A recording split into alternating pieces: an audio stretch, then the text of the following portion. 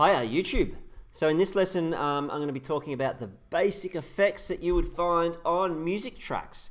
And in fact, not only music tracks but also podcasts and things with audio, you might find some of these effects on as well. But guaranteed, any YouTube track you've listened to, any Spotify tracks, any music, CDs, doesn't matter, some of these effects will have been applied.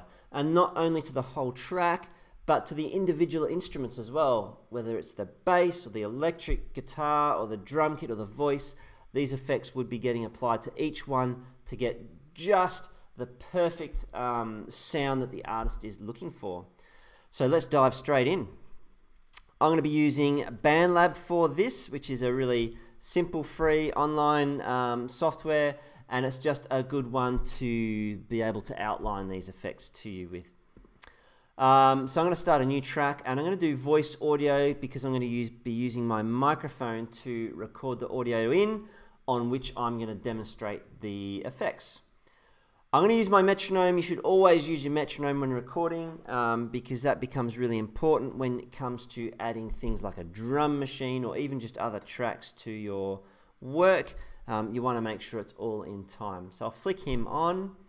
I just get a sense of the time here. So we're going to be going about that fast, 120 beats per minute. There's 1 bar of count in, so let's go. Bop, bop. Here we go. Bop, bop, ba da da, bop, bop, bop, bop, ba da, bop. Now I've just done that little ditty with the voice, but you could practice this with any sound that you want to record into the microphone, and you can play around with these effects. It really doesn't matter. So here we go. We've got my sound here. I click on that, which will just loop it. Let's have a quick listen. Bop, ba da da, bop, bop, bop, bop, ba da, bop. All right, there we go. You can see the first bit's almost peaking there because I'm very close to the microphone, but that will be fine for the purpose of this. So in order to add effects in BandLab, what we do is we click this little effects button there, which brings up the effects panel down the bottom. Now there are a whole bunch of presets you can use and you can play around with things, but I think if you have no idea about effects, if we're just talking basic learning how to use them, you're much better diving in and using the effects individually because unless you do that, you're not really going to understand how or where you're going with these presets. So to add individual effects, we click on this Add Effect button just here. So I click Add. And here are our various effects. There's a whole list, and you can scroll through, and you can see on the left-hand side here, that's just sort of like a quick menu to help you find things quicker. But we'll go through them and show you what they are as we go through. Now I'm going to start with reverb because reverb is probably the most used effect on there. And what reverb does is it adds into the sound all of that room sound. That is, if I'm speaking to you in a room, you're not just hearing my voice, but you're hearing the sound bounce off the walls. And you're used to hearing sound that way. That sounds natural to you. However, in a recording studio, when you've got a singer singing straight into the microphone with their mouth only a couple of inches from the microphone, you get a very dry sound. You don't get the echo or the wall sound because they're singing straight into the microphone. So what they do in a studio is they digitally add some of that sound back in, the reverb sound, to make it sound more natural.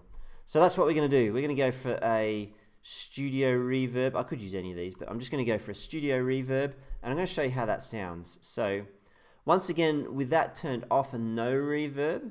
All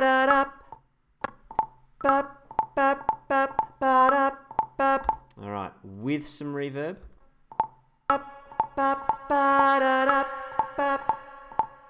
And you can hear that, like it almost sounds like I'm in a cave or something.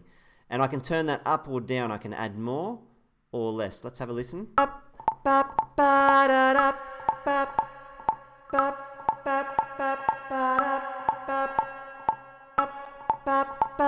And what's cool about this one is I can even change the size of this virtual room. I can make it a bigger room, or I can make it a smaller room. Let's have a listen.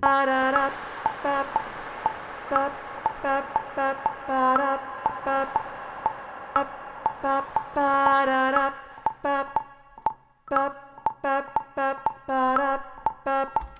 that's reverb, possibly one of the most common effects you'll see put on things, on a, whether it's a CD or whatever. There will be reverb on almost every track quite often. Alright, perhaps the most next common one would be the graphic EQ. This is basically, it's the same thing as your treble and bass dials on your car stereo or on your home theater system. It's a little bit of a step up, and the more sophisticated you get, maybe the more little up and down sliders you get to adjust this. But basically down this end we have your really bassy sounds, and up this end we have your really trebly sounds. So what I've done to it now will make it sound super bassy because I've turned the bass up, and not very trebly at all. Let's have a listen. Alright, really bassy. Now if I start going the other way.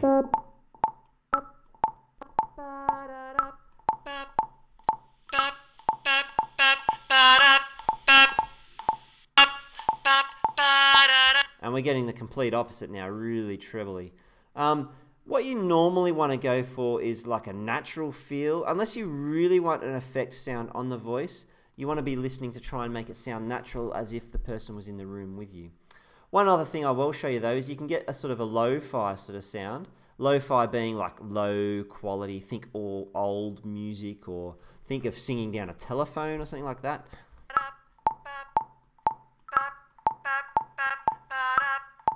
You can create that effect with this sort of thing.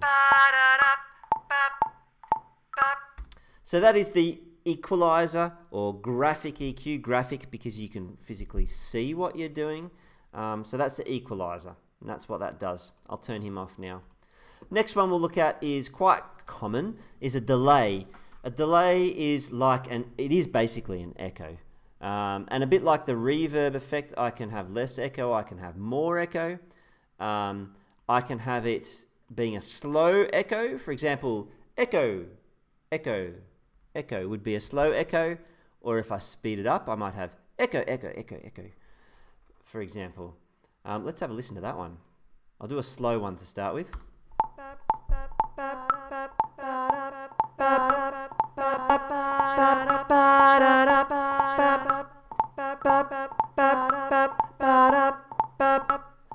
Alright, we'll speed it up.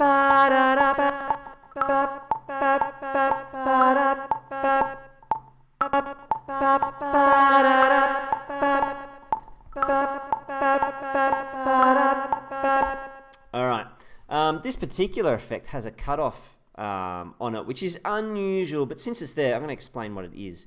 A cutoff is basically like this. It's like an EQ of sorts, also added to that effect. But what a cutoff does is it cuts off the top end. So it's a little thing. So as I bring this down, it will be cutting more of the treble off.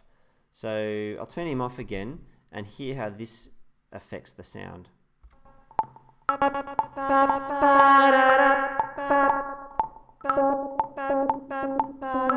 Makes it sound very bassy, almost muffled.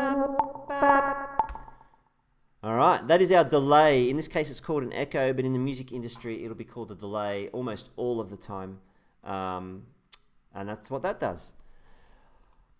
Distortion, not commonly used on voice, but it is commonly used on guitar. Obviously rock bands and things will put distortion on the guitars, very common. There's a few different types here. Fuzz is a type of distortion as well. Look, house metal, thinking of heavy metal. Sometimes they do put it on voice. Let's have a listen.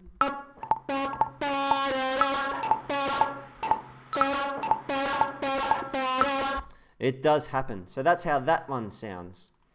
What else have I got? Oh, modulation is another interesting one for you. So, sorry, not modulation. Pitch shift was the one I was going to show you.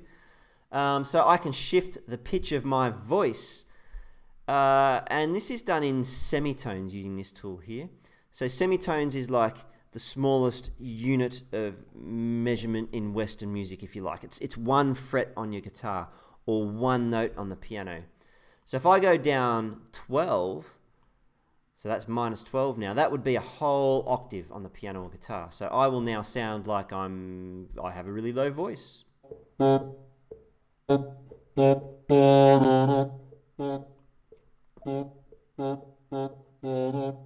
There it is. And I can also adjust how much of that sound I put into the mix and how much of the original sound. So if I bring this back to 50%, what I'll get is half of the sound being an octave below and half of the sound being the same pitch that I'm actually singing straight into the microphone with. Let's hear that.